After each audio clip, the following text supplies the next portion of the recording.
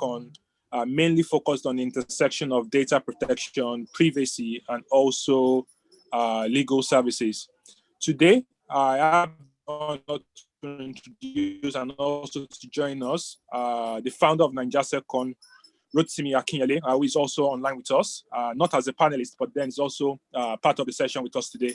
And I also have the partners of Tech Hive, Ridwan Oloyede, also joining us on the session.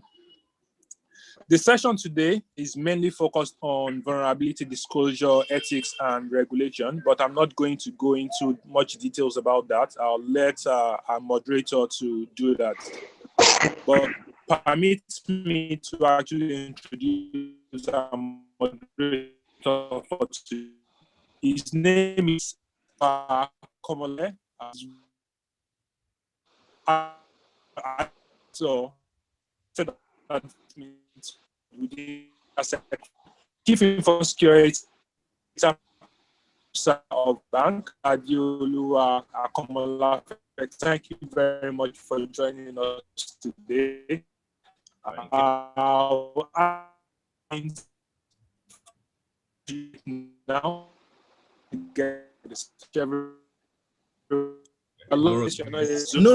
Noro, I think. Okay, thank you, Nuruddin. I think I'll just take over from you there because your network is not so good. Your voice is breaking. Okay, good afternoon, everyone. Good morning if you're in different time zones. Good evening. You're welcome to this session. And I'm honored to be the one moderating this session. Guess my job is the easiest here. I just need to guide the panelists and about them. So I've got on the panel Mrs. Aderonke Thompson, who is the head of cybersecurity department at Federal University of Technology, Akure. You're welcome, ma. I've got Mr. Abdul Hakim Ajilola, who is the chair working group on cyber incident management. Ajijola, sorry, sir, and critical information protection of Global Forum on Cyber Expertise. I've got Mr. Friday Iquero, who is the head incident handling unit. NGSAT, that's the Nigeria Computer Emergency Response Team. You're welcome, sir. And we've got with us from Kenya, Ms. Judy Ngure, who is the lead cybersecurity engineer for Africa's Talking. You're welcome, and we're really excited to have everyone at this session. My name is Adeolu Akomolafe. I'm part of NaijaSecForce. They always like to embarrass me by saying I'm too old for the gathering, but it's just gray beard, it's not the age. So I'm the Chief Information Security Officer and Data Protection Officer for Wema Bank. So I'll be moderating the session and basically just guiding how we run this session. It's for 2 hours. I would please appeal that you, if you have access to the chat panel, please put your questions there as we go on, and we'll pick them up and direct them to the panelists. So why are we here today? It's about vulnerability disclosure. I like to define this with a simple analogy that makes it clear for everybody, or better, an illustration. It's more like a neighborhood watch, okay? This encourages people to report things they see in the neighborhood. You see strange people walking by and all that. You see someone trying to get into your neighbor's compound. The neighborhood watch gives you a program that defines how you report and who you report to. It's the same thing with vulnerabilities. When you do reviews or tests and all that, and you find something, how do you report this to organizations? Where is the borderline between ethical reporting and unethical reporting or access to organizations' infrastructure? You know, these are the things we want to discuss, because there's a thin line between doing the right thing and ending on the bad side of the law authorities. We've had a case of someone in Mrs. Thompson's school, I believe, that was basically just playing around, and it became an issue with some news agency. So basically, that's what we're here to discuss. I'll just give the panelists like a minute each to just give us a brief intro about their experience and what they think about the topic of today. And because I'm a perfect gentleman, I'll start with the ladies. So I'll go to our visitor from Kenya first. So Mrs. Thompson, please wait. So Judy, over to you, please. Thank you so much for having me. I hope my audio is loud enough though. Yes, it is. All right, cool. Thank you guys. This is actually a very interesting topic for me because I've specialized in application security and especially on bug bounty. So I think the topic today really needs to be addressed. We've had so many issues here in my country where young people are actually getting jail time because of reporting issues now and then because they didn't have permissions, or companies are at a point where they are really scared on what this person will do. So I think this topic today will address how you can handle such problems, disclosure, responsible disclosure, and where you actually don't need to even bother about, if it's something out there, most companies, because they don't want to pay you, they tend to say, we are aware about the vulnerability, we are going to fix it when we can. And 2 years down the line, you go back to the same asset and it's still there, no one even bothered. So I think today's topic will help a lot of people, especially those who are getting into, application security, bug bounty, mobile security, on what exactly is, the good kind of disclosure for companies that are not on bug bounty. So thank you. Thank you very much. Mrs. Thompson? Okay, thanks for having me. Well, the topic is of utmost interest, even in this space, even in the country. And I understand that many issues and incidences have happened. Most importantly, especially for younger ones that are just getting into the field, they need to know the ethics. It's very, very important to know, like you said earlier, how to and how not to, especially when you discovered any vulnerability. Obviously, there's no perfect system. So it's not as though it's a bad thing to discover vulnerability, but it must be properly handled and disseminated to either the vendor or whoever that is in charge to handle that information to fix such vulnerability. Thank you. Okay, thank you very much. Just before I go to Mr. Ajijola, I'd just like to add something to what he would talk about. So basically, there are two parties there. You have the researcher or the security expert or the ethical hacker or whatever you want to call them, and you have the organization.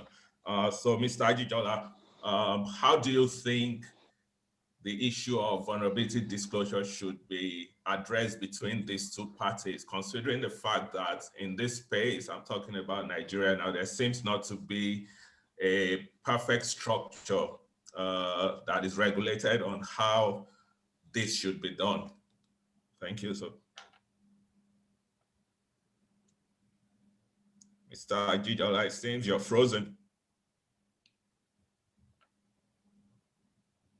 I think we lost him. So Mr. Iquero, if you would please take that for us, if you don't mind. You're on mute, sir. You're on mute, sir. Okay. Can you hear me now? Yes. Okay. I don't know if you can just recap the question again so that I'll get it clearly.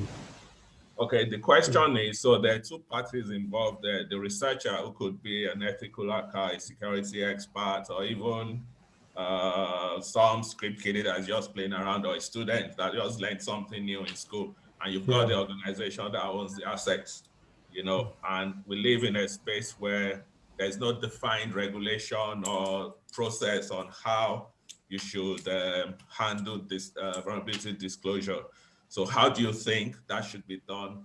What can we do? And what have you seen in your space in NG-CERT? Thank you. In the NG-CERT space, what we have seen so far are companies, are disclosing their vulnerabilities. In fact, what we have seen so far are majority of them discovered vulnerabilities in the applications and informed us majorly with the patches which we send. Then the few that we've received without the vulnerability now, without patches, they are from renowned organizations. Yeah, so they report to us being the national CERT, and accordingly we handle it according to the lay down the guidelines that we have. I think before I will go further, I would also like us to understand that for now, you mentioned that we don't have a perfect kind of structure. Yeah, but I wouldn't know for those of us that follow properly, currently the NG-CERT as reviewing the National Cyber Security Policy and Strategy, where vulnerability disclosure as one of the main things or the new things that have been added. And once it is launched or is out before 2020, then we're going to have a framework that's going to address how vulnerabilities will be reported, that from individuals, from organization. Yeah, that's what I can say about for now. Yeah. Okay, thank you very much for that expose and for the information about what NG-CERT is doing in that space. Mr. Ajijola, nice to have you back with us. If you can just, based on your own experience, one of the hardest parts of vulnerability disclosure, we can hear you, sir. So maybe if you switch your... Okay, can I just... Yes, I'll keep my video off. Yeah, that would be better. One of the hardest parts of... Can we take a step? Can we take a step back, sir? With due respect, I think that first and foremost we have to understand the Merriam-Webster dictionary, for example, actually defines vulnerability as the quality or state of having little resistance to an outside agent. So we have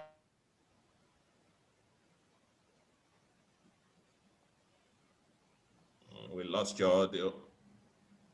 Have to really put things in the context. The invitation in the event is Nigerian law, and I'm quoting the organizers, expressly prohibits hacking without distinction between black and white actors. And again, I personally take exception to this use of terms like black and white. We can say ethical and unethical. And the reason is that it is using prejudicial terms like this that actually make it difficult to get government and public buy-in to the vulnerabilities process. So we have to be very careful about what we say, how we say it, and how we frame the conversation to begin with. Now, ethics are critically important, but let's talk about legal. What makes something legal, or actually what makes something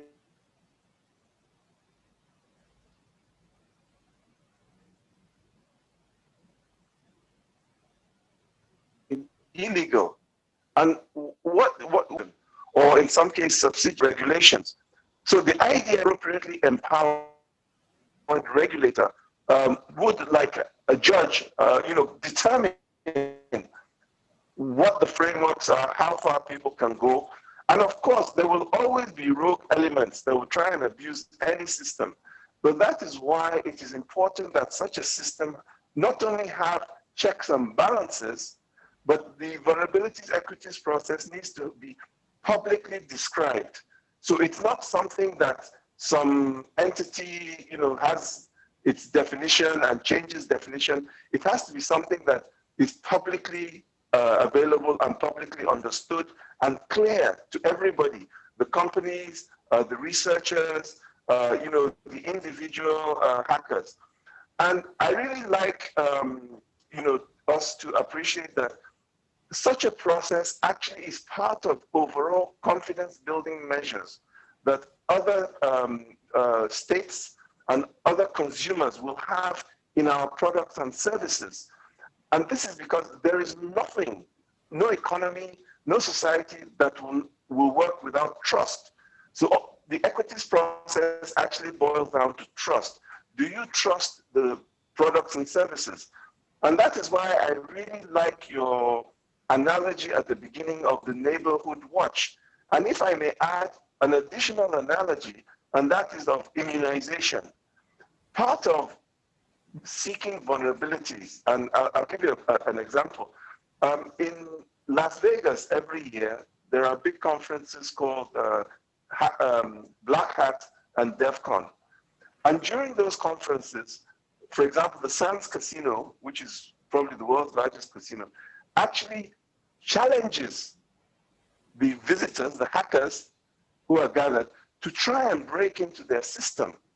And of course, it's a very huge bug bounty program, because when you discover the bugs, like immunization, then you fix them, which makes your product actually more robust, which makes your product to be trusted.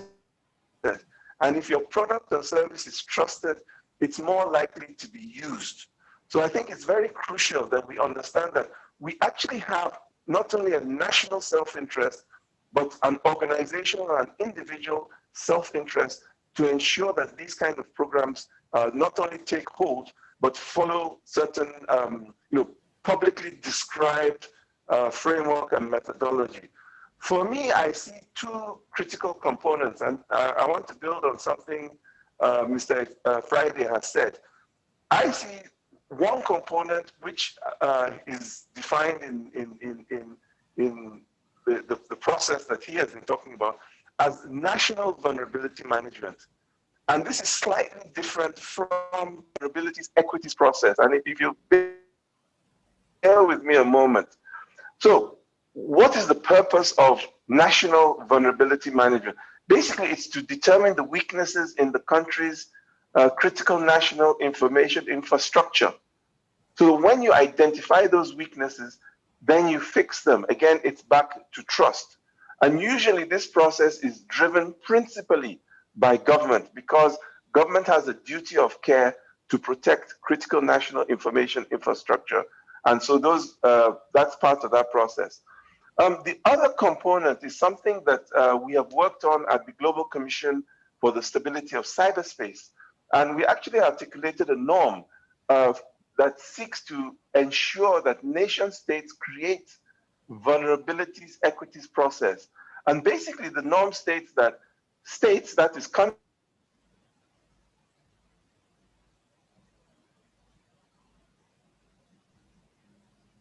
lost you again.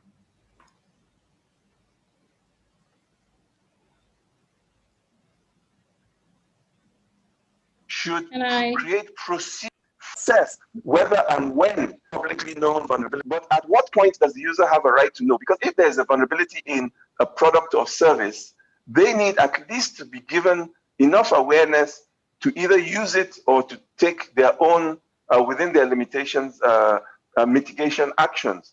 But at the same time, you want to give the producer enough time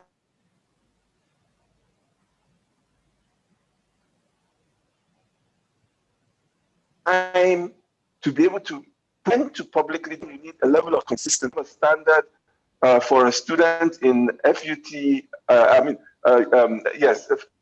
Akure, and have a different standard for maybe somebody in Owerri.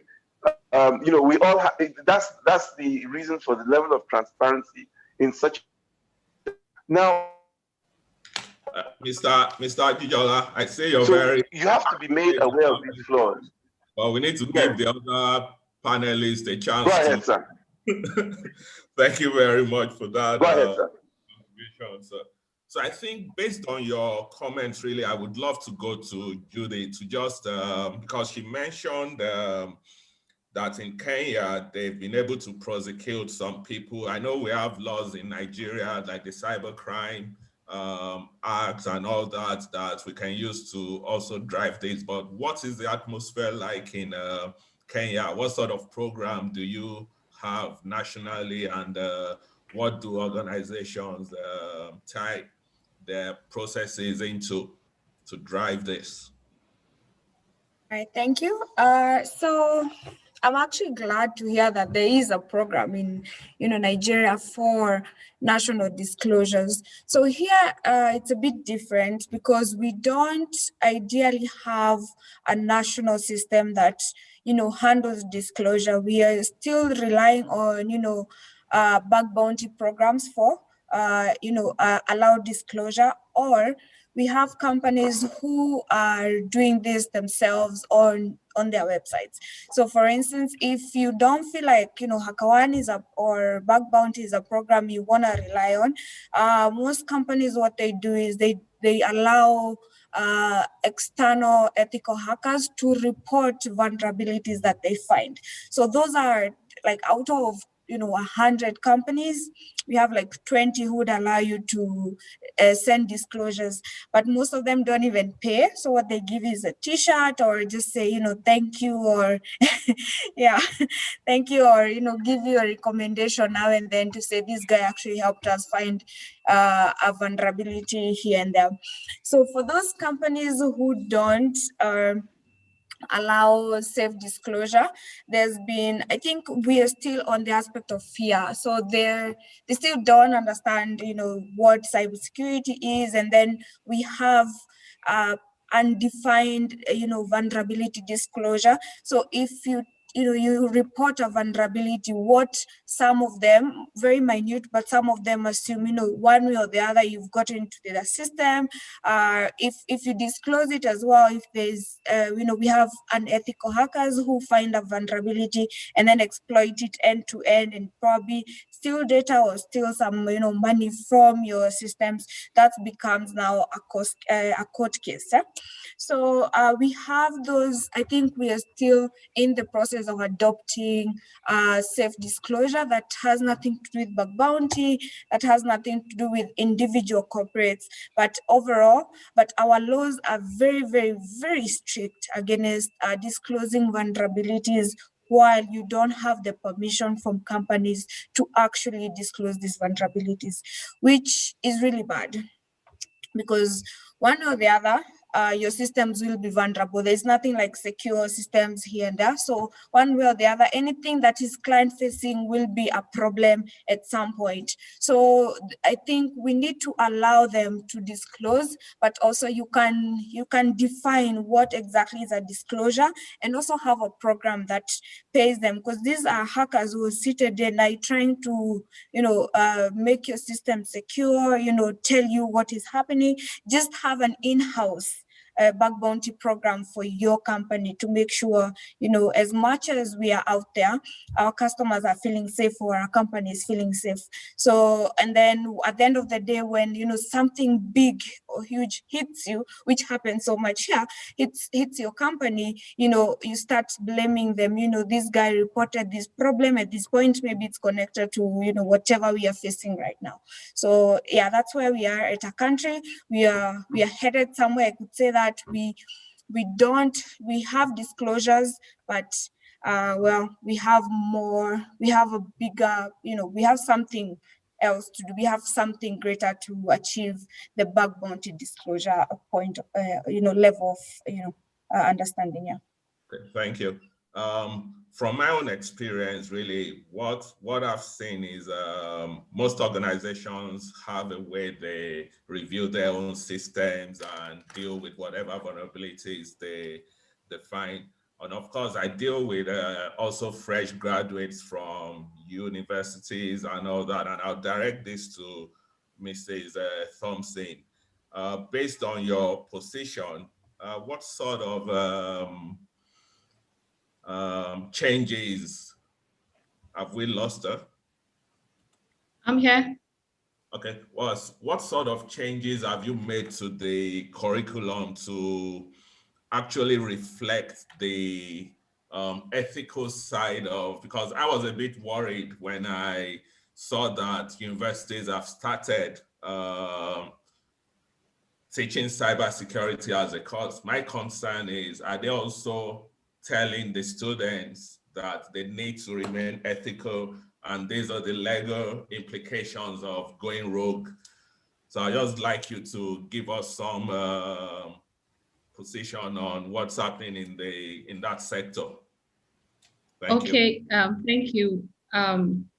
Before I go into that, I'd just like to mention one or two things in addition to what Ajijola and Judy said.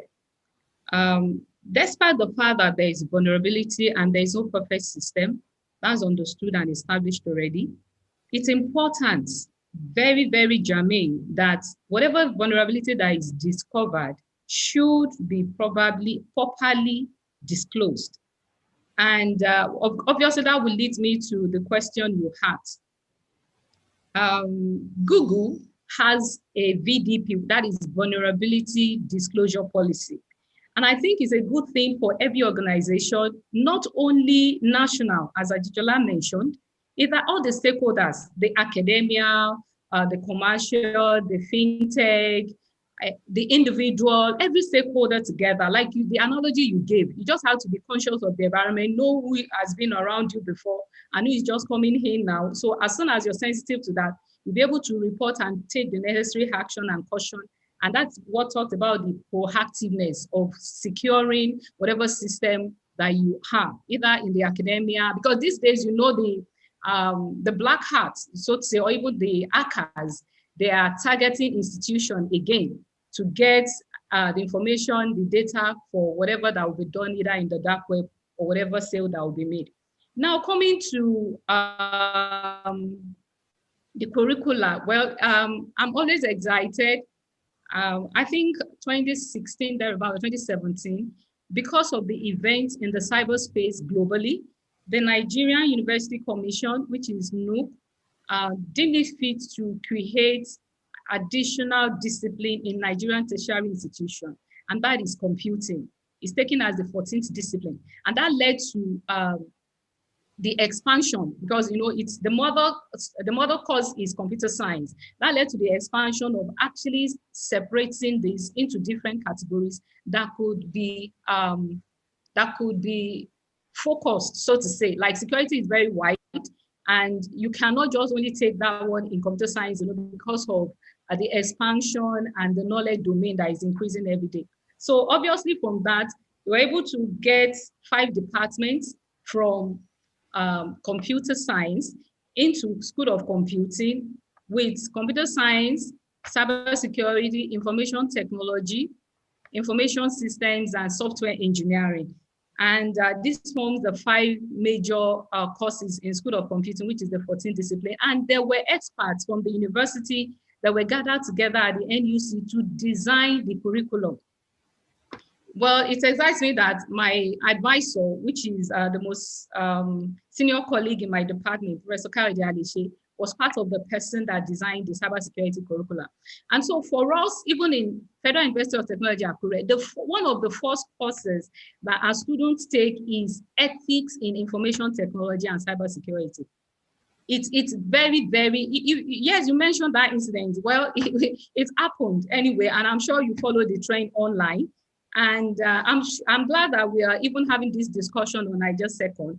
Federal University Technology Akure cybersecurity students have always participated in NaijaSecForce CTF every year, even though we have not even had a graduate. It's not up to 4 years we started, but the ethics and following the global trends, which Judy said, And that could be adopted as well in Nigeria. We don't necessarily have to, like the NDP have now, they have to invent the, you could take some things from other developed nations, localize it into your own domain specific, which is Nigeria, let it have a local content that everybody around will be able to understand and you implement. So getting down to the question you had, on the curriculum, it is very robust because we have leveraged on some things in these few years we started. Like I said, it's not up to 4 years. And we leverage on collaboration with institutions. ICT Council is part of our partnership. We are there because we understand this domain and the vastness and the expansion of knowledge every day. It's difficult to catch up if you will not take some steps. And obviously, till date, you cannot, I'm proud to say, as the sitting head of the department, in the Federal University of Technology Cybersecurity Department, that none of our students have done anything illegal or unethical.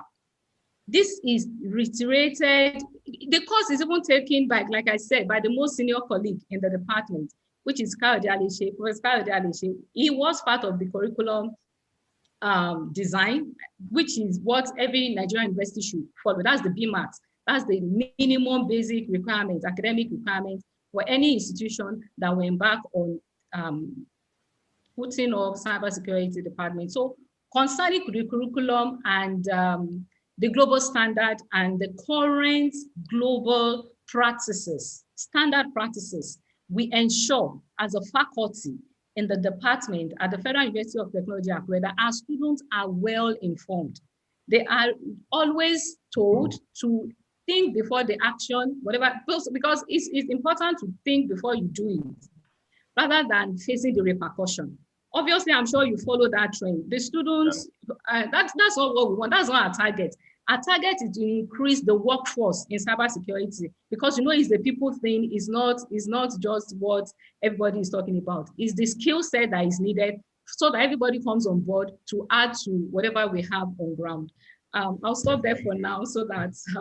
Thank you very much for that. I'm just going to make a comment based on one of the comments I'm seeing in the chat.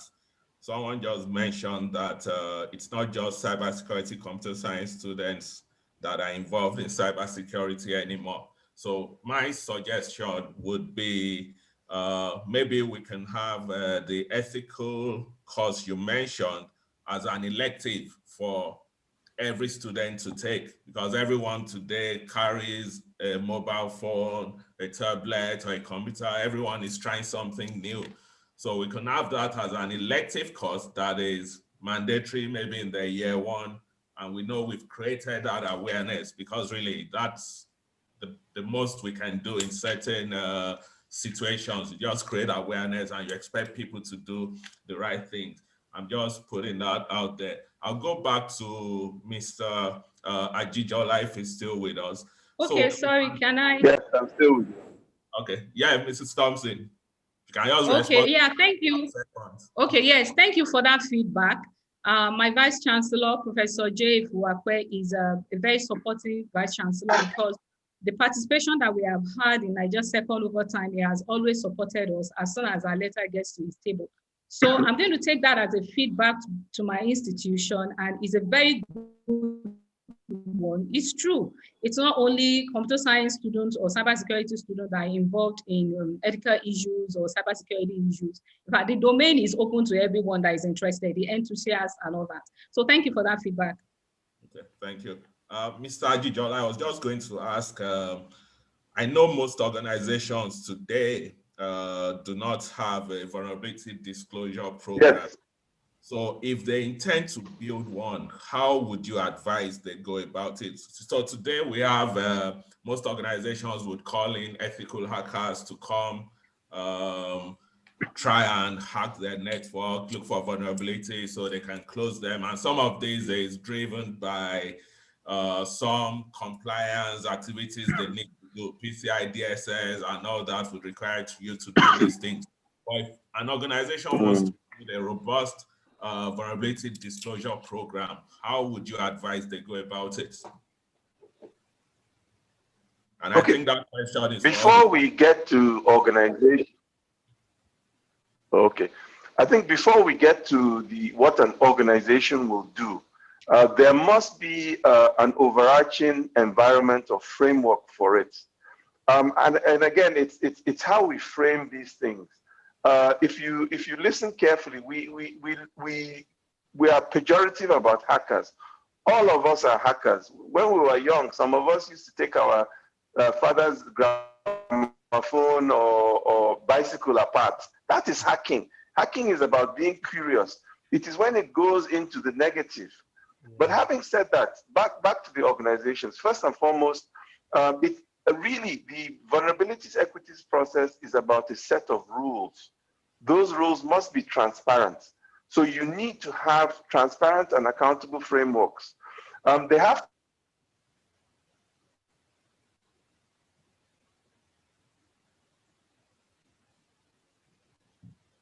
to realize that it is in their own operating systems, critical software, increasingly complicated day by day. The immediate software that you are using, but also your supply chain and your value chain. And if I may give you two quick examples, sir. Recently across Africa, we have seen a malware that infected low-cost Chinese phones. And this malware could not be removed. And the introduction of that malware was in the value chain, the supply chain. So if you simply focus on the app you are installing or the app that the manufacturer has installed just on their own narrow, they're not going to succeed in this process. It has to look at the supply chains and the value chains because no one organization does it all. Also, I would encourage organizations really to look at how they can begin to indigenize development. And the reason is that if you have a solution that you bring from India, there is no problem with that. But the issue is that will you get the necessary turnaround time? Also, you have to understand that there are some challenges. The state has an obligation to ensure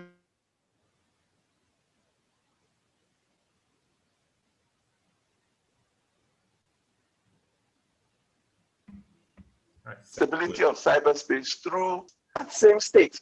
Also citizens from criminals, which means that at what point do you report? And this is actually the critical issue, that if a company finds out something in its system is compromised, it must have a consistent policy whereby it says, for example, after 90 days, we will make this information available to the public, which means they have a 90-day window to solve the problem. I hope this helps. Thank you very much for that, Mr. Ajijola. We lost you for a bit, but your comment was quite spot on, because really the threat landscape keeps changing. So it's gone from people trying to hack your network or phishing mails to your users and all that. They have malware now that they've infused on things they even sell you from source. So that point is well taken. So I'll go to Mr. Iquero, but I believe he would have some insight into guidelines on how to build a robust vulnerability disclosure program. Yeah, thank you so much, Mr. Adil. It's just to add to or build upon what Mr. Ajijola has said.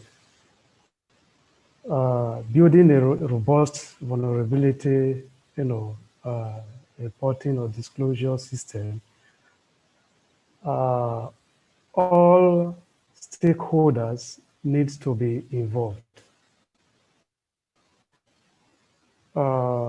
In drawing the program,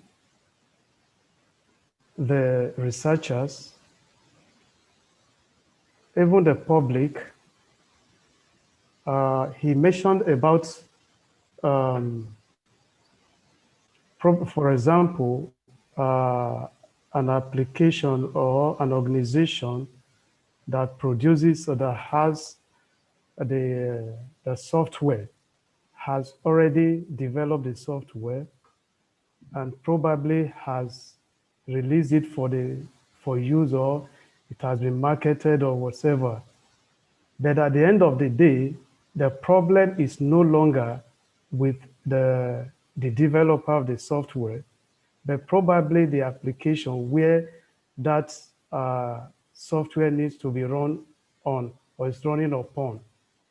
So which means organizations, researchers, developers, users, all the entities must, come together, should be involved. And in addition to that, awareness program is also very key in to drive vulnerabilities disclosure principle, policy, or guidelines. Because even when we have these things in place and people are not informed about the existence, you still find out that we just, moved a step ahead of where we were. Yeah. Thank you very much for that.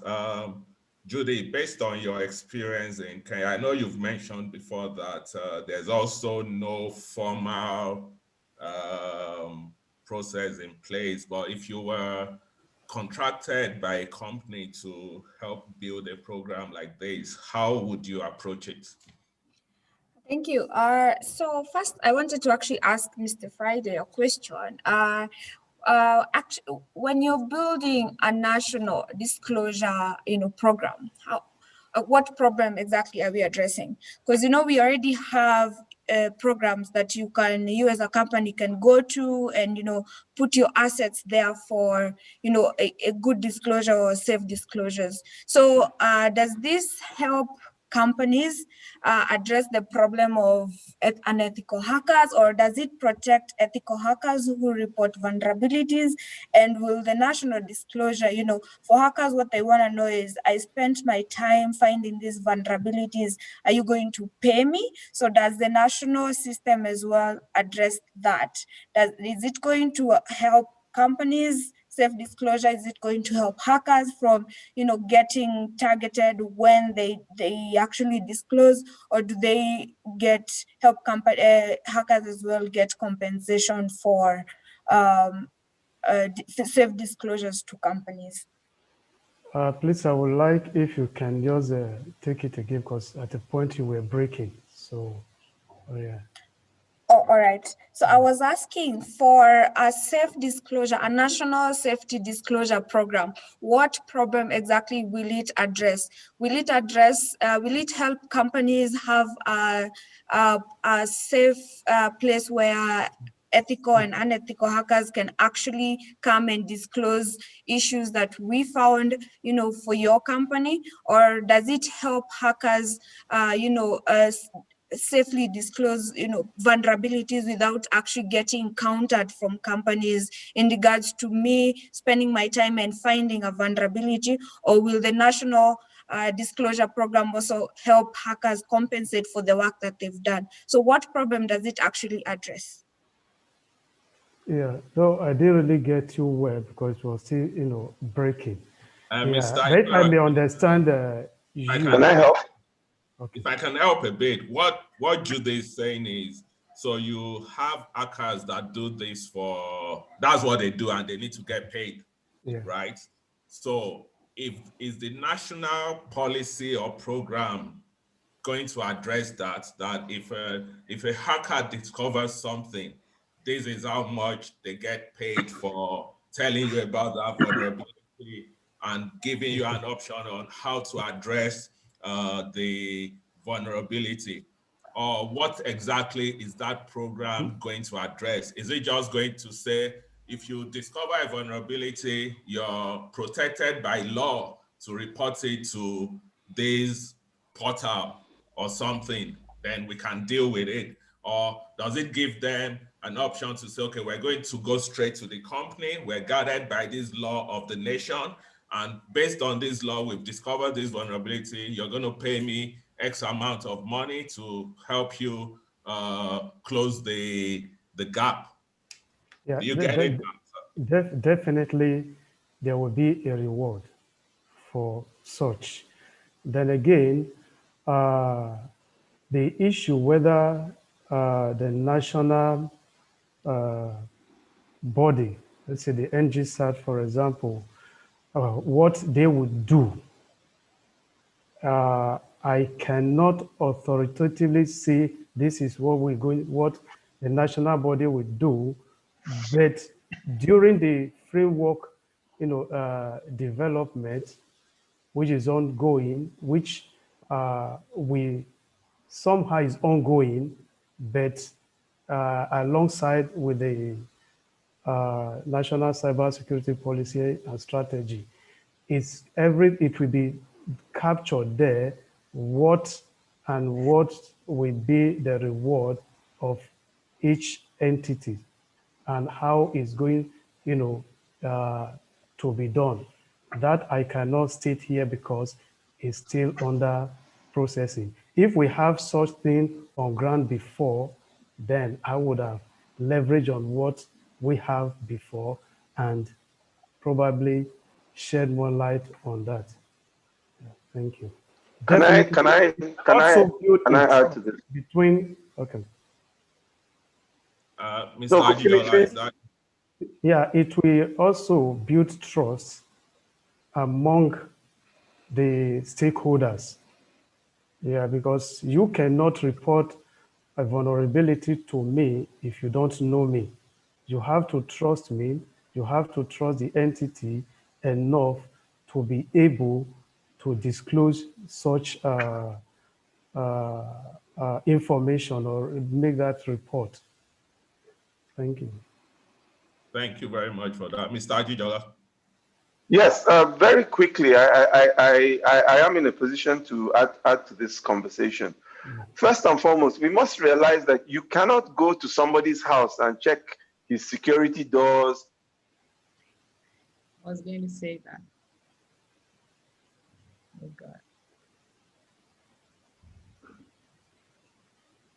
God. His burglar, ethics require. And so when a particular organization has a bug bounty, that is basically a contract and an agreement that if you find these vulnerabilities, I will pay you X.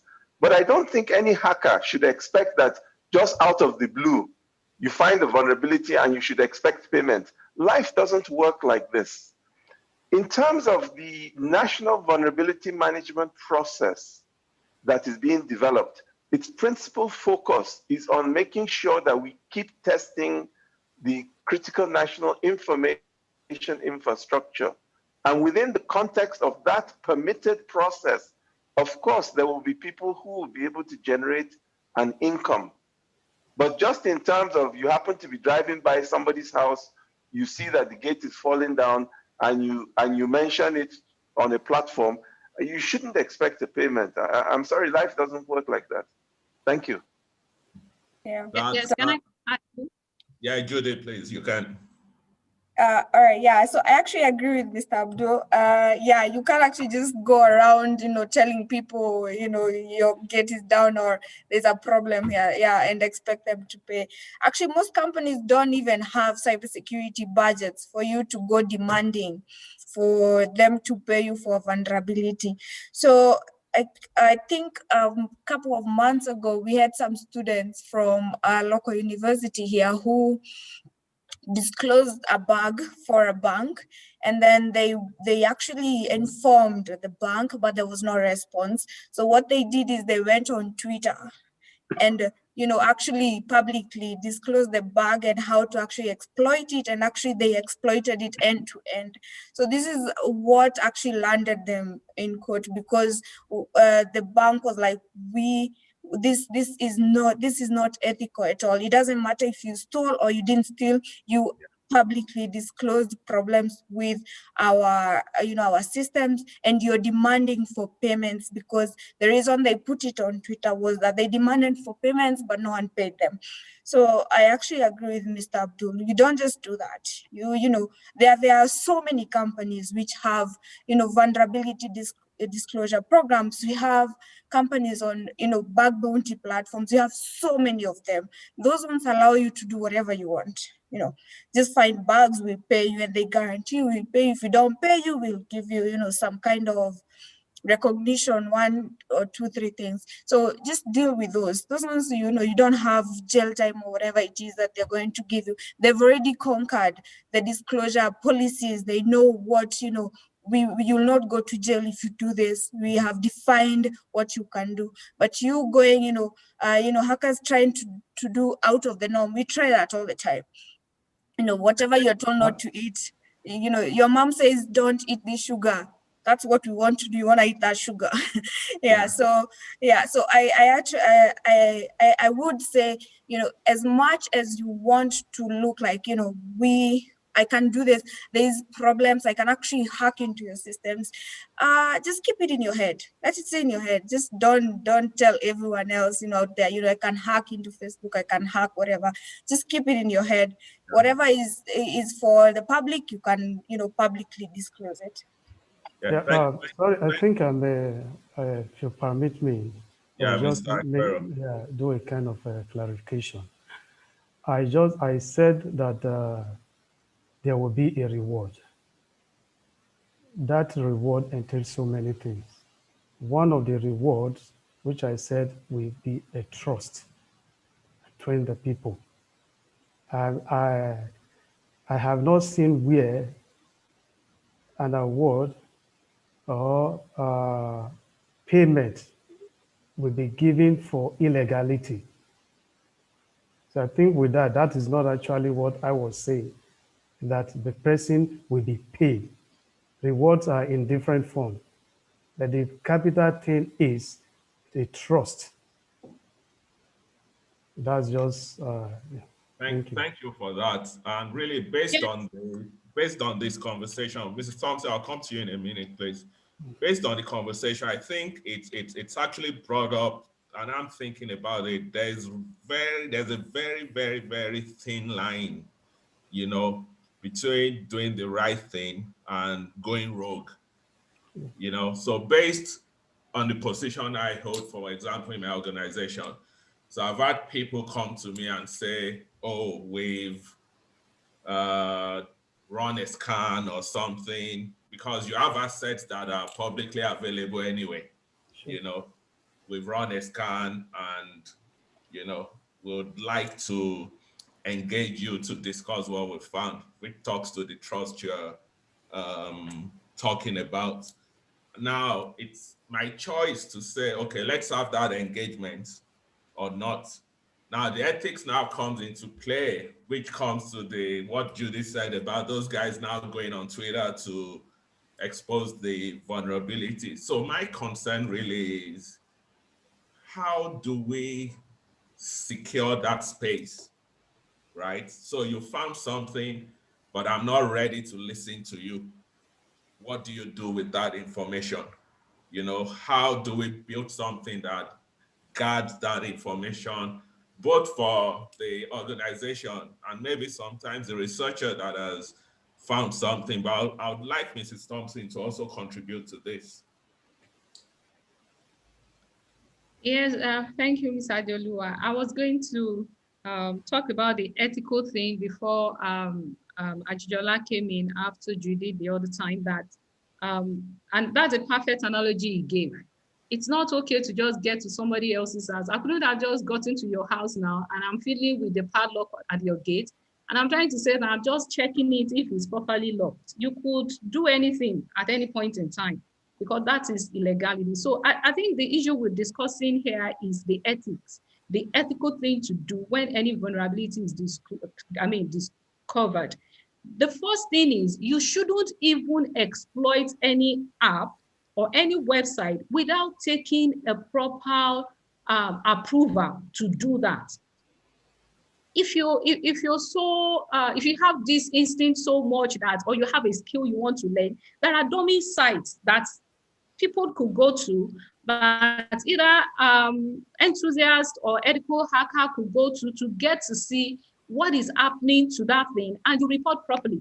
Like the case Judy said, if a vulnerability is discovered and the organization is contacted, and there was no response. I think such a person or a researcher should take every avenue, should explore every avenue to ensure that that vulnerability discovered is gotten to that company. Obviously, Nkoro talked about trust. Obviously, trust is important because you need to know the person you're giving that information to. The essence of the vulnerability discovery is that it doesn't get to exploited in the public domain. So obviously, when you put it in the public domain, the company trust, assets, returns, and a lot of things are jeopardized. So you wouldn't even do that at all. So on this issue, I've been thinking that probably I will raise it, that either Tech Hive, and I know you are from the banking industry, finance industry, that we should not leave the government alone to this issue. That for NaijaSecForce, they've provided a platform where students can actually practice. Like our students have even participated in Cyber Olympics before. That's at the global level. So this bug bounty we're talking about is not that popular in Nigeria at the moment. Banks can sponsor to support the effort of the NSA office, what Mr. Nkoro and Mr. Ajijola is doing. Yes, bank can support, because obviously, like it's been defined, everybody is involved. We are all stakeholders. Obviously, I wouldn't have loved to have a company and somebody just got up one morning and we establish again that there's no perfect system. There is always vulnerability. Ajijola was talking the other time about supply chain. Well, yes, what do you do when it's actually when it's been embedded, it's been integrated? Do we have a process to check the devices we bring in? So there are a lot of issues that are attached to it or that are involved. It's really a complicated case, but we can start from a particular point in Nigeria. Let's have the bug bounty stuff. Either it could be even in a sandbox. It doesn't necessarily have to be a live scenario. Like the example you gave about DEFCON. Yes, it happens there. And if you take your devices to DEFCON and you're not careful, anything can happen to your devices if you don't take any security measure you're supposed to take. If you even have the policy as your data, you are advisable not to bring some devices to DEFCON arena. So the question you had, sir, it would be nice to have this policy written. And I was going to say that if NaijaSecForce and Tech Hive can even champion this issue, this policy, with the efforts of the federal government and the RTG, where Ajijola is a member as well, an active member, then we could actually have something to work with in Nigeria. The truth of the matter is, if anything is discovered today, there is no proper channel to disclose that information, even though there is ethics in place. So how do we handle that? It's a major thing. That's my submission. Thank you. Okay, thank you. Based on my own experience, really, like I said earlier, most organizations, well, I play in the financial sector. So most organizations in the financial sector have a program of reviewing their systems on an ongoing basis, on a quarterly basis for vulnerabilities and dealing with those vulnerabilities. But the question is still there. And I think from our discussions, there's still a space that needs to be filled. And I know Mr. Ajijola is passionate about this, and really we need to take this further. And I'm going to come back to you, sir. And I'm sure you understand that space I'm seeing needs to be filled. Because even in the financial sector and between banks, there's still that challenge of information sharing. You know, it's one single ecosystem, right? And what affects one affects the other. So how do you think we can mature that space? I don't want to take the discussion out of vulnerability disclosure, but it's still part of it. You know, if I see the bottom line is that there is a globally recognized methodology. It is called the vulnerabilities equities process. And what that process does is that governments, and as the doctor from Mina has correctly pointed out, it has to be a multi-stakeholder development process. But the idea is that In that process says if you receive a report of a vulnerability in your product, you have an obligation within a certain period of time to publicly disclose it. The issue then is to determine, and that is why it must be determined in advance, what is the period of time that you can sit on it. So if you look at Judith's example from the bank in Kenya, if a bank in Nigeria receives a report that there is a vulnerability in one of its processes, it has 90 days to publicly disclose, I have received this report. And it needs to use those 90 days judiciously to block the issue, to block the vulnerability, or to correct it. That is actually what the process is about. So is it a 30-day window? Is it a 90-day window? Indeed, is it a 1-year window? That is for the stakeholders in developing the vulnerabilities equities process to determine. But you need that level of transparency. There will be 1 or 2 exceptions. For example, if the vulnerability is found in a national intelligence system, you probably don't want to disclose that anyway.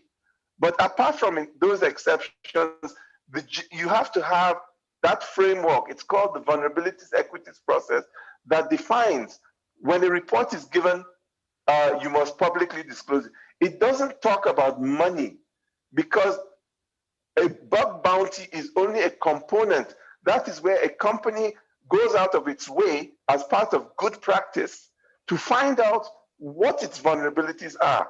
But if a researcher by mistake comes across a vulnerability, his or her first duty is to report it to the producer. They now have a responsibility to fix the problem within a stipulated time. That's why we have these updates every so often on our apps and software. Microsoft does it every Tuesday.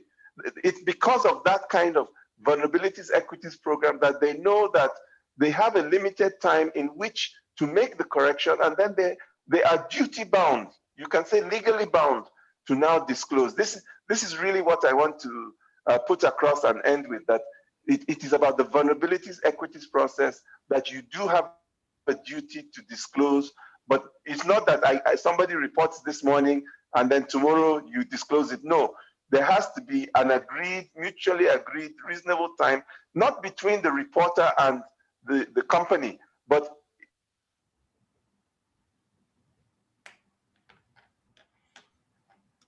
We lost you.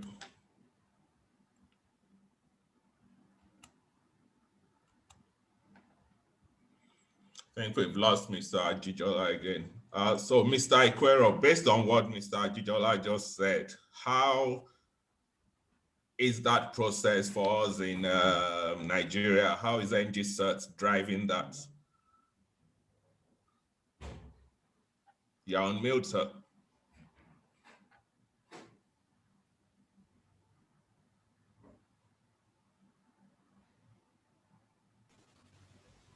Okay. I find out. Yes.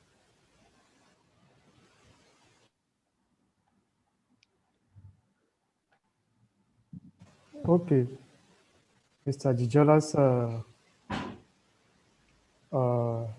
discussion, which I did mention before, for NGCerts at the moment, we don't have those structure on ground. And I wouldn't want to mention anything on that for now. Okay. Yeah. Thank you. That's all right. We don't need to disclose anything. Yeah. Not to go foul of your ethical. Judy, I know you've played in the bug bounty space, and you've got paid a lot, and you're very passionate about people getting paid for what they discover. Now, how does that tie with the old discussion around I need to have permission or authority to do something?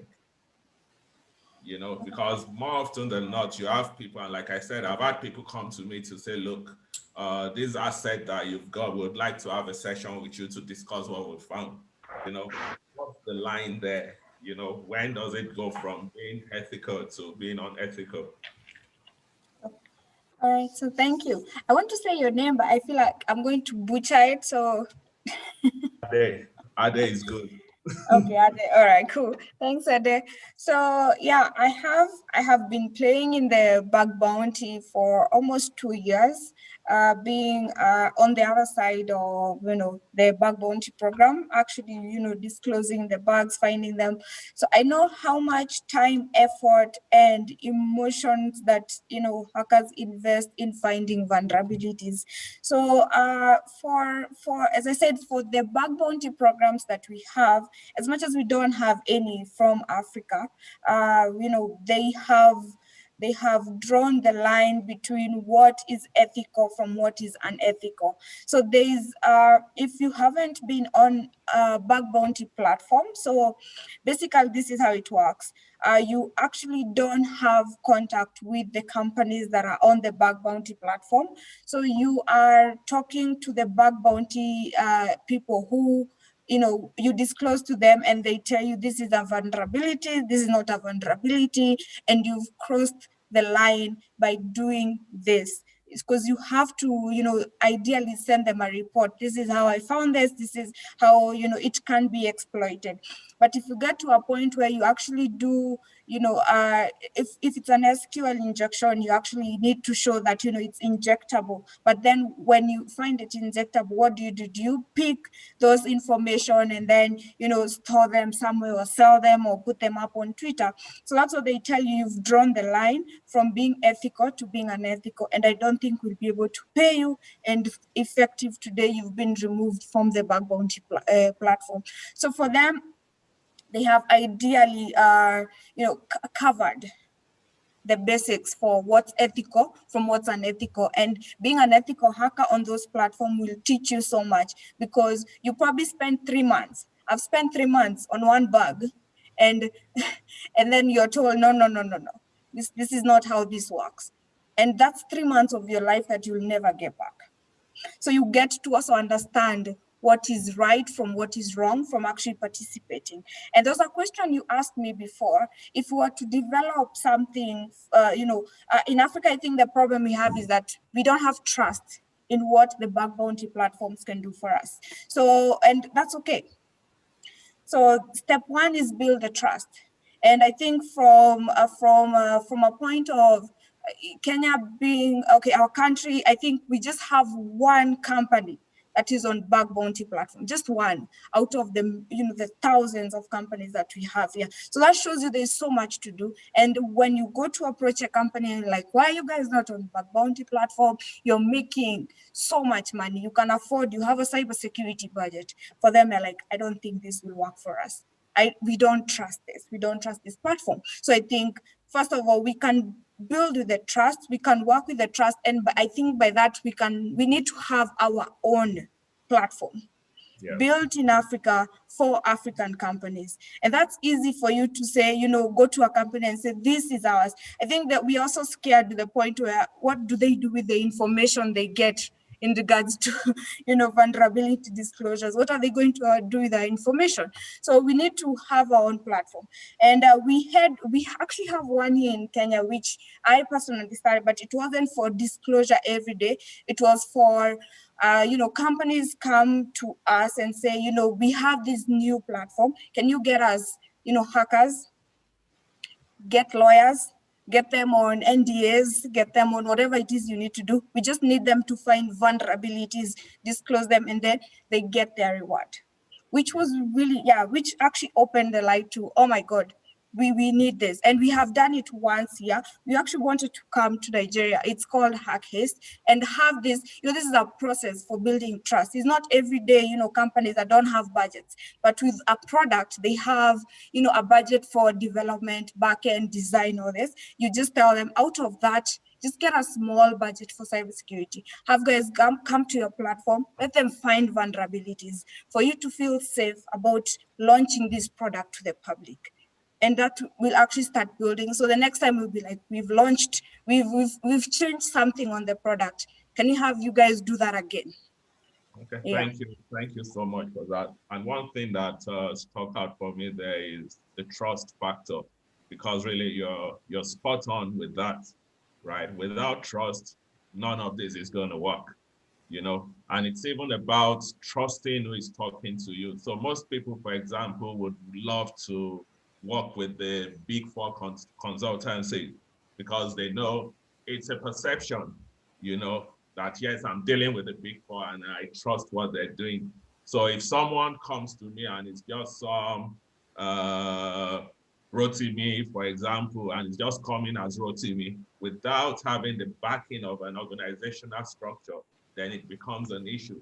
So what you're talking about actually really makes sense, and it's something, some conversation I think we need to take beyond here. Mr. Iquero, there's a question on the chat group about, there's been some questions directed at NGSAT.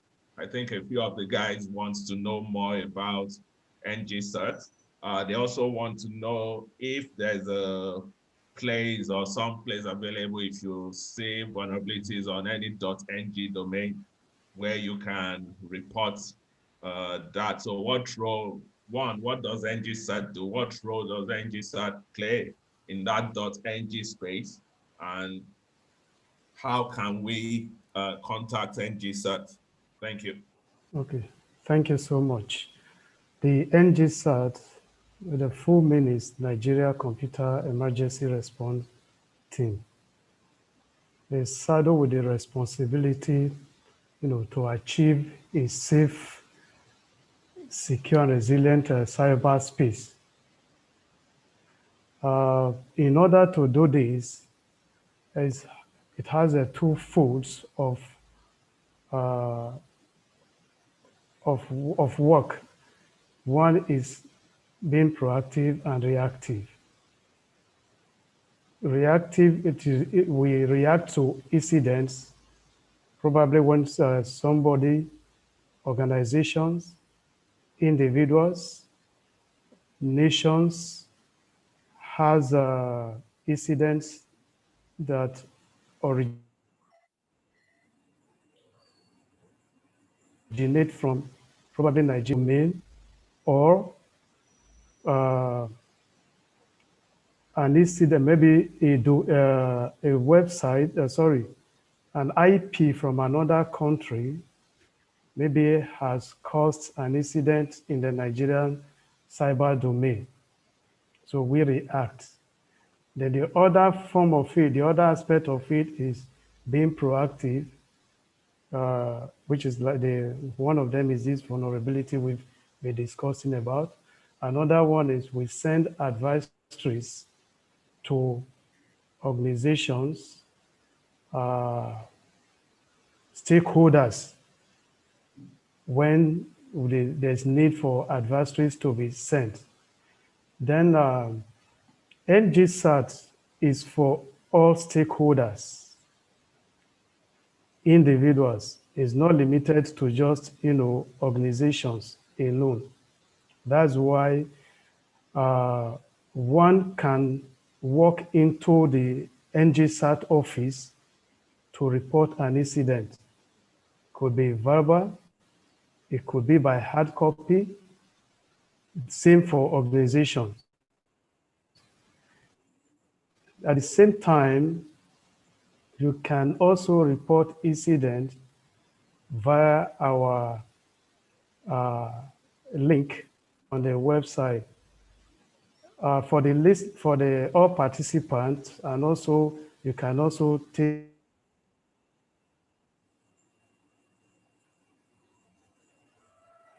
it home to share with other people. If you type G, you'll see our web page. Then to report an incident is incidents at incident@sa.gov.ng, sorry. Yeah. So you see our link and you report all incidents. Yeah. And Okay, even at the moment, you can as well report vulnerability through that means. okay. Thank you so much for that.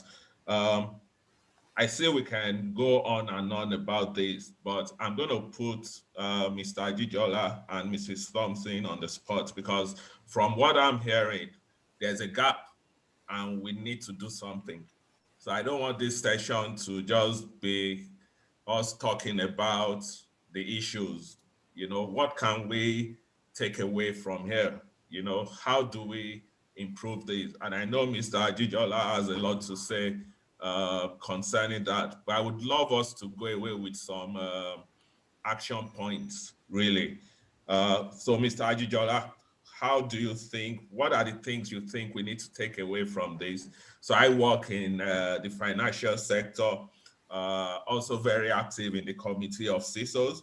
So I can take things away. We've got NGSAT here. We have someone from the academia, and we have you.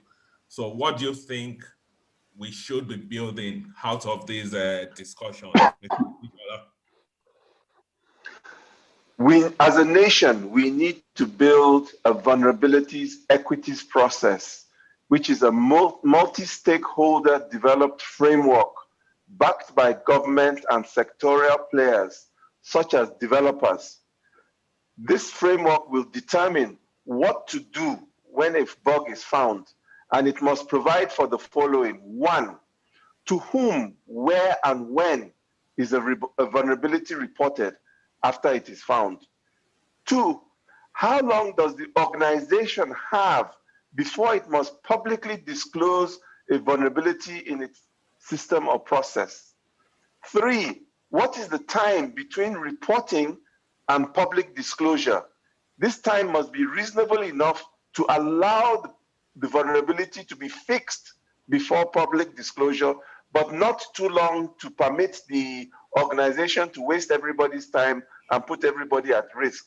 Number four, we must understand there will be exceptions, but the VEP, the vulnerabilities equities process, will outline those exceptions. And last but not least, bug bounty programs are addressed under the larger vulnerabilities equities process framework. Bug bounty programs are often initiated by owners of digital platforms, products, and services, and they contract people to proactively seek out vulnerabilities in their platforms, products, or services. That is, they give permission, and which is foundational, and thus by default, it becomes ethical. Thank you. Thank you very much for that. So I want to just ask you a question on the chat group that do we have anything related to vulnerability disclosure in the cybersecurity strategy that is currently being developed? Mr. Ajijola? Yes. Okay. The quick answer is yes. And what it is called is the National Vulnerability Management. And so some of these things come under that. And when that document is released, you will see, but its principal focus will be, because it's from government, will be on critical national infrastructure. So financial industry is a critical national infrastructure, oil and gas, communications, transport. So some of these sectors will have maybe a slight priority over some other sectors. That's as far as I understand it. Okay, thank you very much. I would just love Mrs. Thompson to also give us some insights or ideas as to how the academia can help in this regard. Thank you, Ade, and everyone that have been on this VEP, as Ajijola said it, which is the same thing as vulnerability discovery policy. From the academia, I would suggest that or recommend that awareness should be increased. One of the points has been given, and for the students of cybersecurity, a lot of ethical policy should be part of the curriculum. Obviously, it's there before. And another thing I would say, which I have found has helped our students and the community so far, especially when we're targeting workforce development, because obviously students that are graduating from this institution will come into the workspace, the marketplaces, and as it's been said, and as you said earlier, that you interact with fresh graduates and all that. So obviously, I know each organization has training programs, but another challenge that I've seen here is that I understand the issue of trust is a major thing. Judy said everybody has emphasized that these students that are being prepared to come into the workforce, they are not given or they don't have the platform for internship. So for the fintech and every other organization, even the federal government, it's a major thing that we need to look into. Because if from the academia, and there must be a partnership as well. In my institution, we have practiced that. Obviously, we were able to benefit a lab from e-Century, because it's supposed to work from the town and gown relationship, whereby from the industry, there's a challenge, there's a problem, and it's taken to the academia for research, which is like the Silicon Valley model in California. Obviously, we can have that. Judy said something about having, and Angela said it as well, developing local content.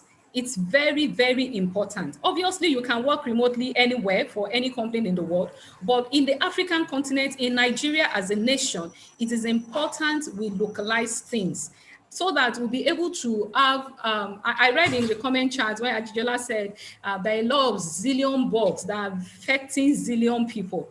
And that's the truth. Obviously, it's been established. We cannot overemphasize that one, that there's no perfect system, but we must ensure that every point in time, our systems, whether at the local, at the fintech, at the national level, is secured until a vulnerability is found and is partnership. It is very, very, very, very important. And like you said, as an active member of CISO, it's something I would like, and for everybody as Ms. Nkoro as well, that internship should be looked into. Some of our students get internship abroad, even as cybersecurity students, but it's difficult to get in the nation. I don't know much of Africa, I don't know much of Kenya, but I know there's this cybersecurity report every year as well, in which Kenya has pushed up. I think last year Kenya pushed up, year before the last, Kenya was, Nigeria remained on the same position. And I kept wondering that in spite of all the NITDA effort, the NGSET effort, everybody's effort, the increased awareness, where are we?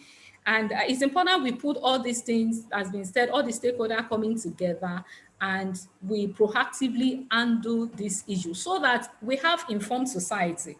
And as much as we have the informed society, we have informed students that are coming into the marketplaces, into the workplaces, they'll be able to handle issues better. Thank you. Thank you very much for that. I'm giving you a commitment that you can reach out to me for internship opportunities for your students, and we'll see what we can do about that. There's a question here from Ndidi Onwufo. Says, I'm currently running a postgraduate program in cybersecurity, and one of the questions that came up in class is, how do we curb or monitor what students do with the knowledge skills they acquire during study? That's a tough question. I would drop it on Judy's laps. So how do we monitor what students do with the knowledge skills they acquire? I don't know how to, but do you have anything to say to that, please? Yeah, so yeah, it's a toughie. That's a toughie, but it's actually, well, we have the SAT versions of every country. We also have ours that we monitor everything coming in and going out of the country. So we can ideally not specifically monitor specific people, but we can actually monitor what's coming in and what's going out of the country on an overall level. Monitoring what people do specifically is very tricky unless they actually do something, super, something very triggering that, causes an incident or something. So monitoring personal, activity. Oh, I've seen them do that for what? For guys who are under the scope. If you've done something and they're trying to figure out if you're a suspect. So if you're a suspect and they're trying to figure out if you did some cybersecurity hack, then they actually do monitor your machines and IPs. Yeah, but if you're just normal, day to day, doing your thing, it would be very, very, very tricky to monitor everyone. Yeah. Thank you for that. In other clients, you would have your internet service provider. So for example, if you're running scans, your internet service provider would contact you to say, we've noticed some unusual activities and we need you to explain what you're doing or stop what you're doing. So here what they do is they actually block your IP altogether. So if you try to run a scan through, the service provider, they have these signatures for some of these scans, so they block your IP altogether for a period of time. I've seen them do that. So I hope that answers. Can I add something? Yes, please, you can.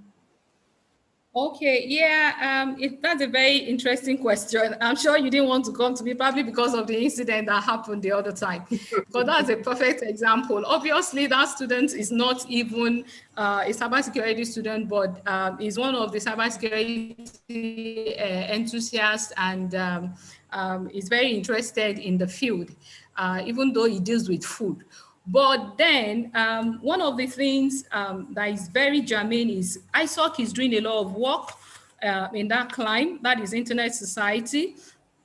And I know there is the ASN, which is asynchronous system number or something for every organization and every university. So in the academia, whatever you do, especially within the campus, and that's one of the things that has assisted in tracing down to actually get the person and the network cluster in which that particular student operated at that time. So there's no way, and the BGP, they actually, there's no repudiation perfectly. It might take a longer time. You cannot actually deny sincerely that an action you took, an action you operated on, it's not originating from you at the end of the day. It might take a longer time. So what students do with the skills they acquire can actually be monitored. But it's a good question. I'm going to take it back and probably in my own institution, we look at how we can constantly measure what they do with the skill. Because like Judy said, they might not use the university's network. Obviously, the BGP would announce and everything will announce that. And I know in the larger platform, they are monitoring what comes from everywhere in the whole world. And obviously, during the pandemic as well, there were a lot of stops that were going from this side into the US and other clients in the continent at large. So it's a major question that one needs to keep telling the students as well, reminding them of the ethical issues in this space. And aside that, then whatever happens, like network monitoring, using to constantly reviewing it as well would help. Thank you.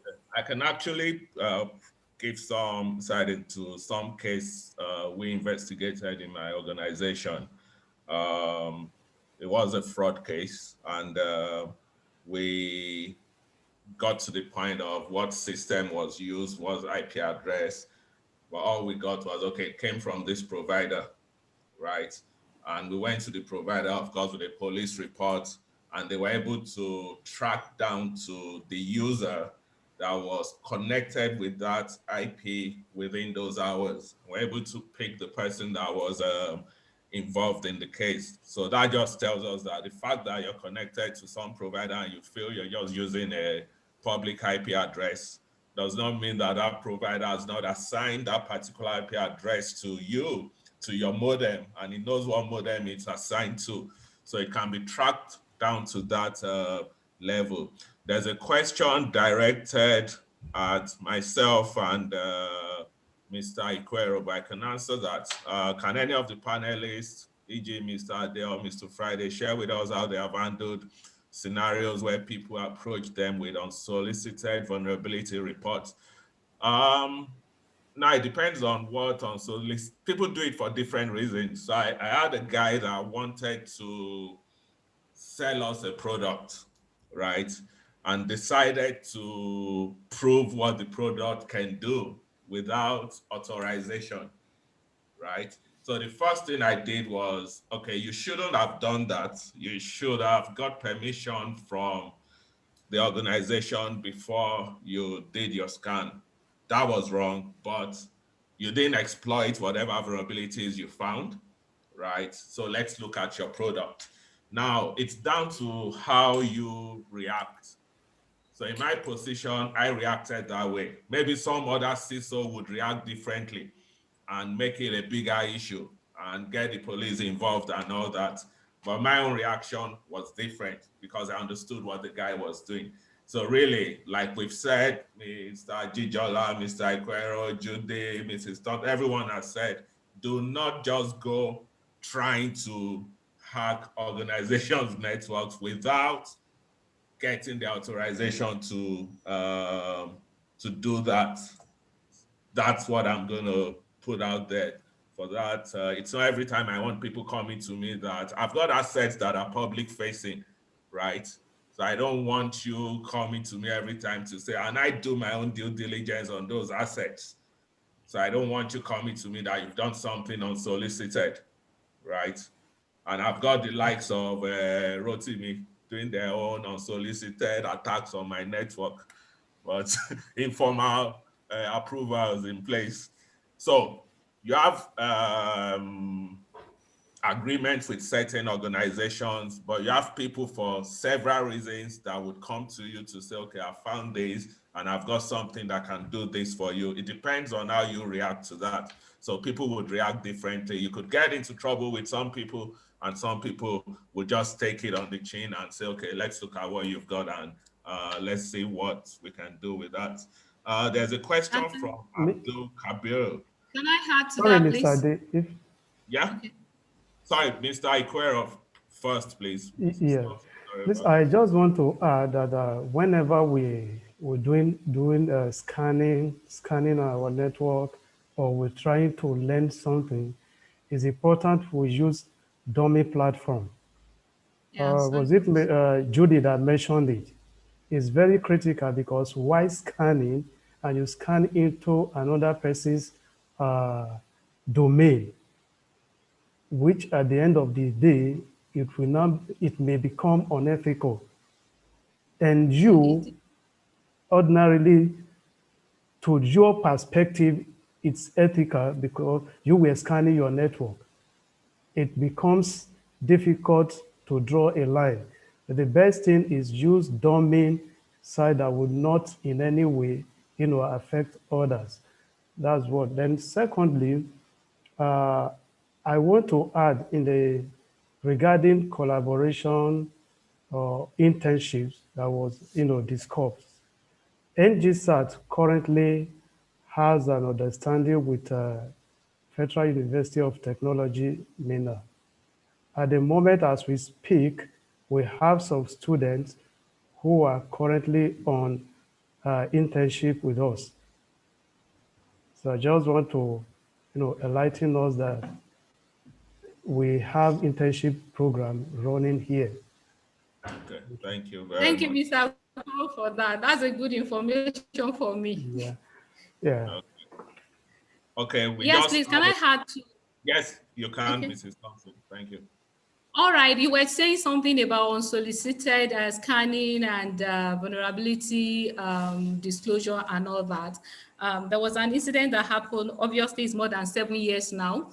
A guy, an enthusiast, did that and got into the database of a bank. I don't know the name.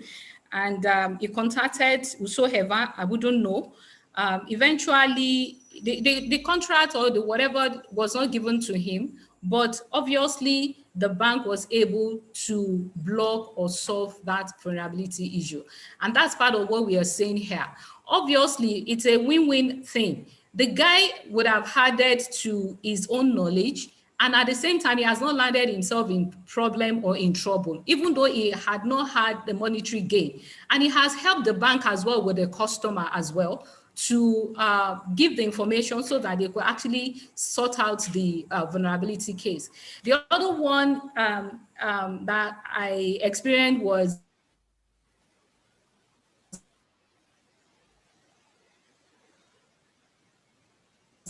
that was a very, very due diligence. It was found to be true.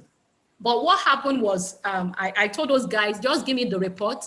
And because of the platform where I stand, I was able to get into somebody from that organization, spoke with the person, obviously not returning to those guys that did that unsolicited stuff. So a lot of times, even when you do it, you have to be cautious. Like Mr. Ankoro said as well, just scanning any website without approval is a problem.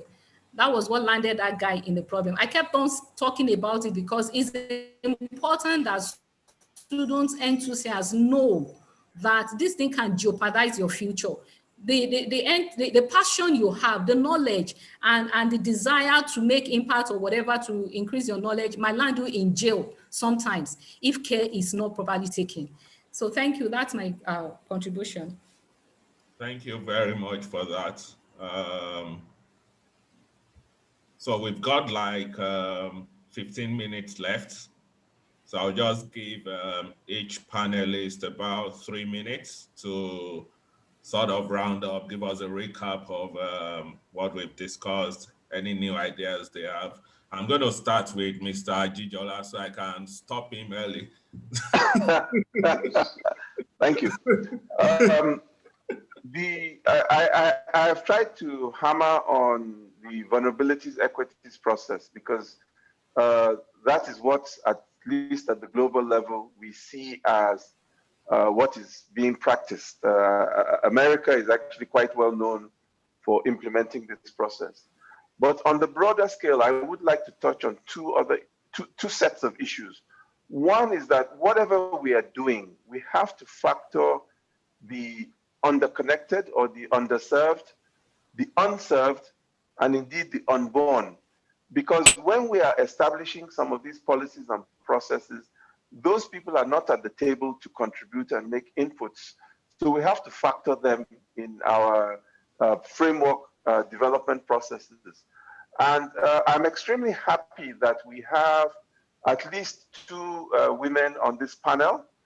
But I think that we do need to encourage our sisters, our daughters, our wives, our girl children to also get into this field. We need to build their capacities. And frankly, I think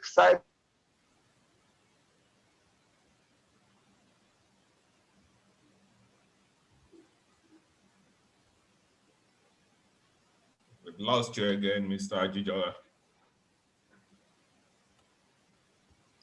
Okay. And women are painstaking and detailed. Vulnerability management, bug bounty programs are something that I think that they have God-given abilities that we need to leverage on as a society. Thank you. Thank you very much, Mr. Ajijola. I'm doing ladies last now because I started with the ladies. So Mr. Ikwero, over to you, please, 3 minutes. Yeah, I've seen many questions regarding internship. How can individuals, partner with NGSAT on the internship program? The normal thing is for you to contact your department or your school, as it were. It is your school that will now formally inform NGSAT.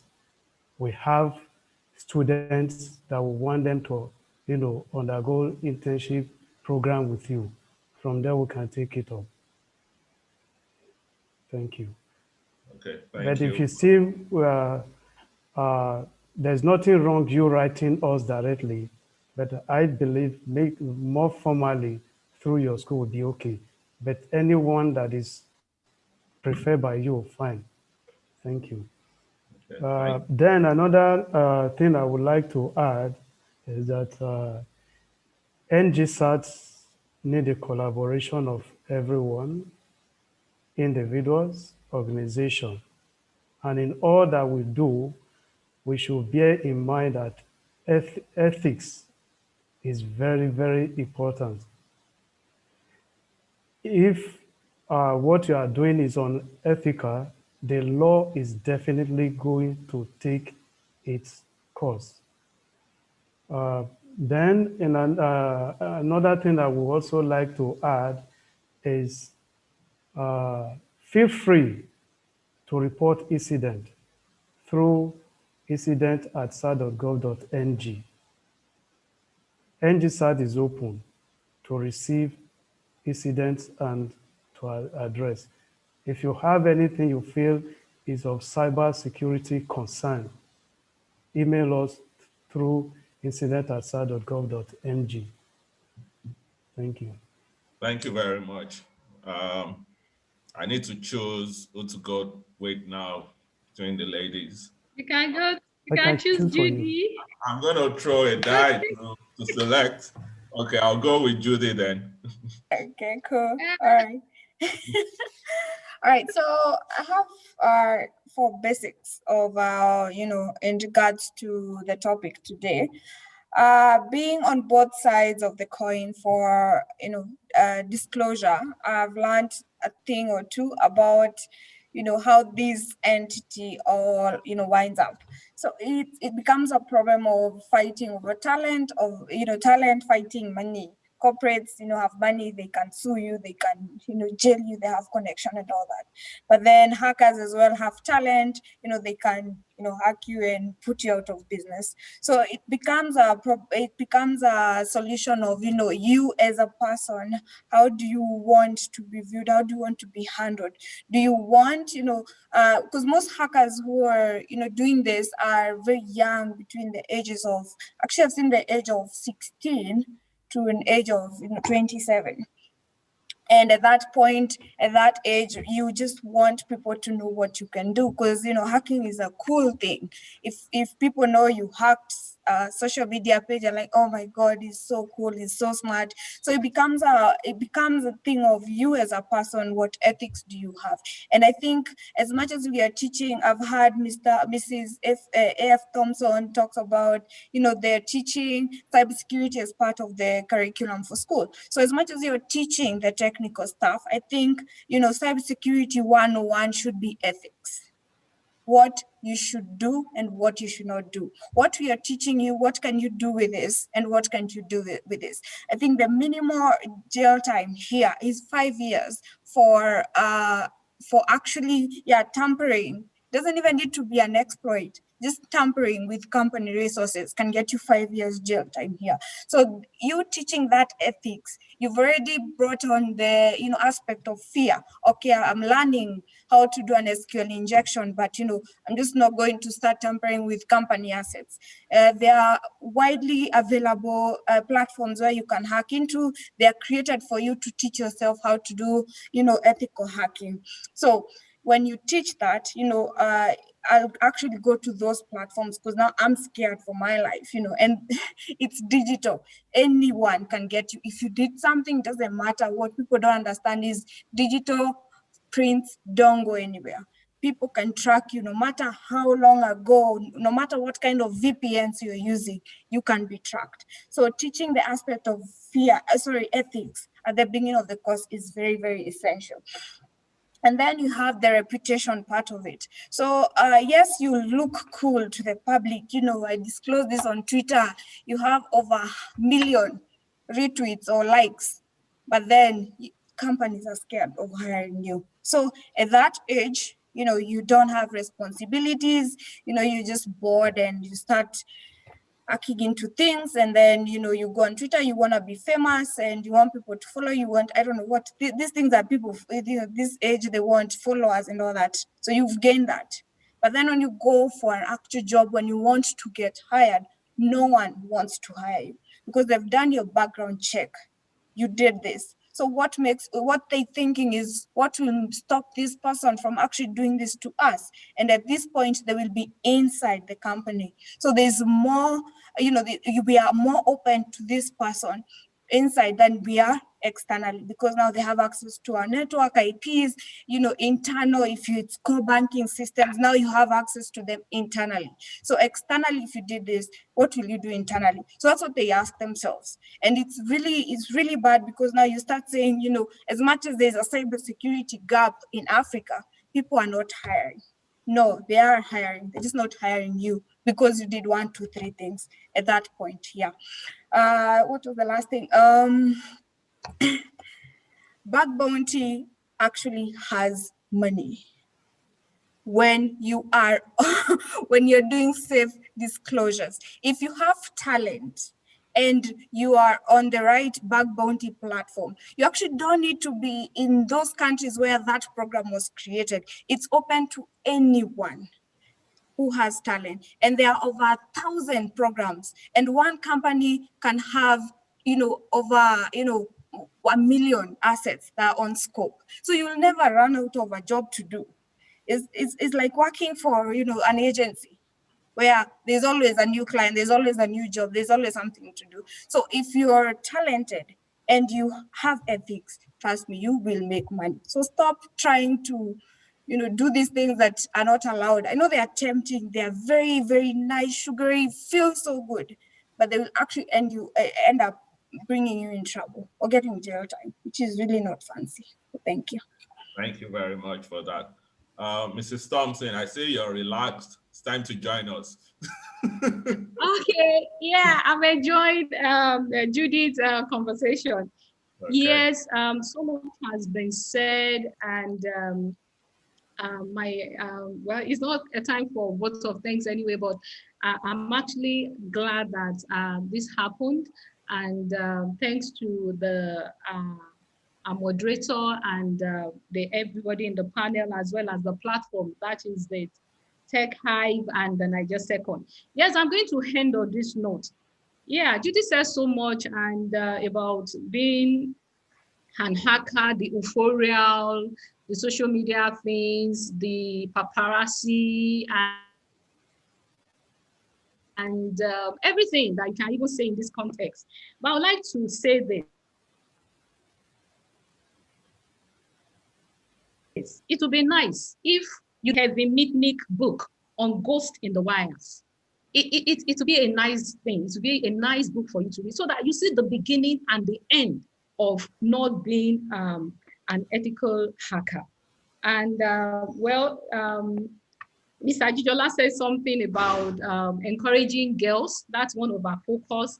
And NaijaSecForce witnessed that, and they recognize, even though they didn't come first at the last competition, obviously the COVID pandemic affected this year's competition coming together. But that last year, a group of female students, all girls, all female, I think Winter Soldiers, if you check my WhatsApp, for those ones that has my contact, I'm missing those girls already. They had the one, it is that NaijaSecForce picture where they were called to the podium to appreciate them and give them applause on their efforts. So more ladies are being encouraged to come on board, and you can be assured that you get, our allies are there. Mr. Ade is there, Mr. Ankoro is there, Mr. Ajijola is there. They are all willing, especially to encourage the female gender into this space. And for guys, I know you're very active and very strong. Much has been said. It's better and better and better to be ethical. And whatever talent you have, it would be nice. Like we're having a Nigerian now, being part of the team that designed and produced the vaccine for COVID-19.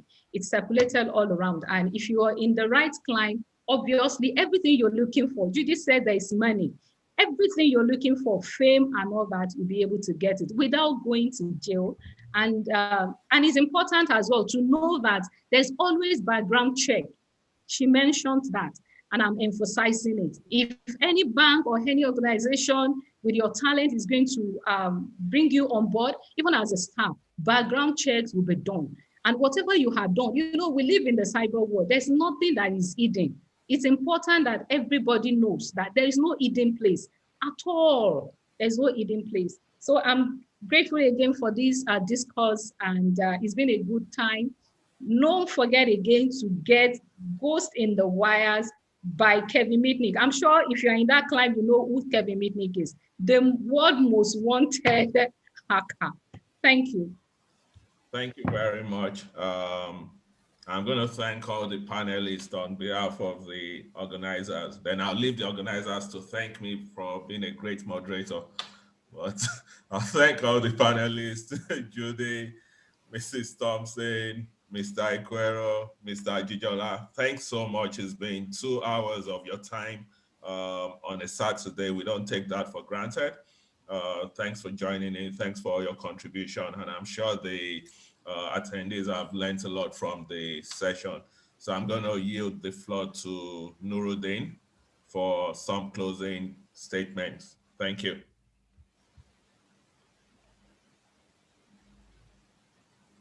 Okay, man, it's been an interesting session. I think I'll like to. Nuruddin, your network is not good. Yeah. So I think maybe Rudwan should give us the closing remark. Or Rotimi. Founders and every other co NaijaSecForce.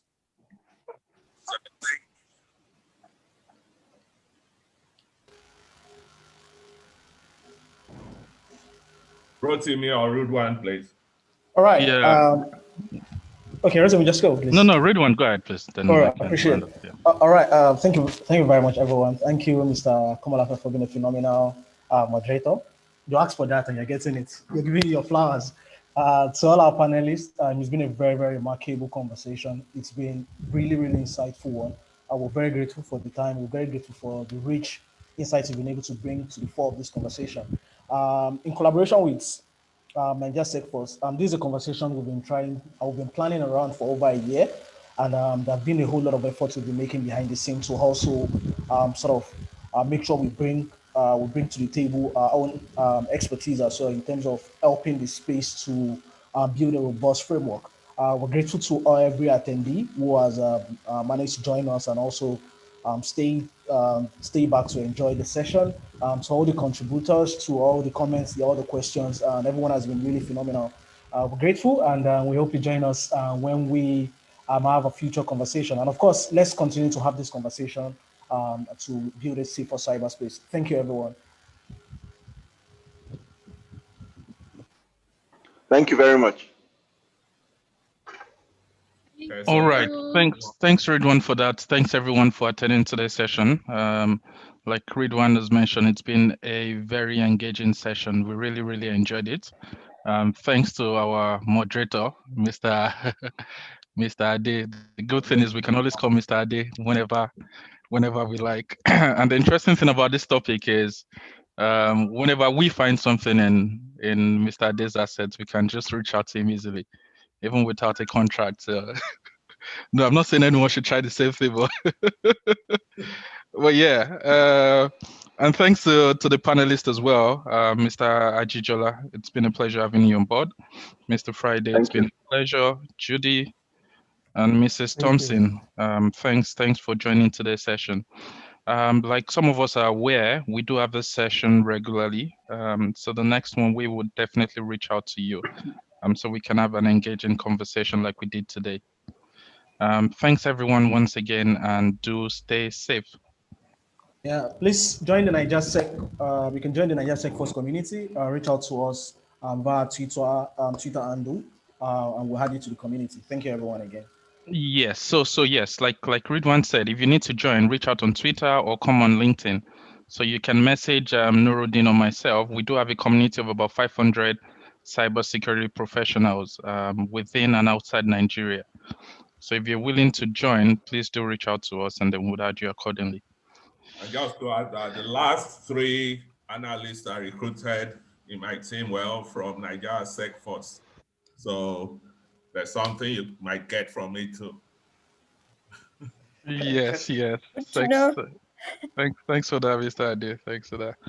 All right. Thanks, everyone. We'll keep the session live for about 2-3 minutes for those who probably want to catch up, and before we end it finally. Thank you again.